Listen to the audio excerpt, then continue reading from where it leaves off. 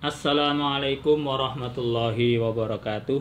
Berjumpa kembali dengan channel kesayangan kita, Wasilatuna Media Berbagi Ilmu. Baik, kita akan menginstal Google Classroom di Android. Kita klik Play Store, kita klik, kemudian kita searching, kita cari aplikasinya, kita ketik di atas Google Classroom.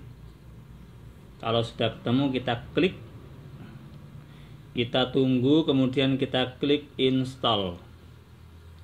Kita tunggu beberapa saat sampai proses install selesai.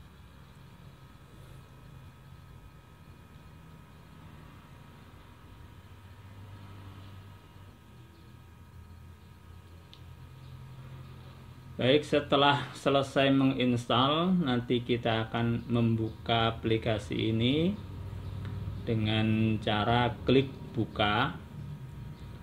Setelah kita buka, kita akan diminta untuk memverifikasi email yang kita gunakan, tentu dengan menggunakan Gmail. Kita klik mulai. Di sini kalau kita sudah banyak email, kita disuruh memilih. Kemudian setelah kita verifikasi, kita akan masuk di aplikasi Google Classroom.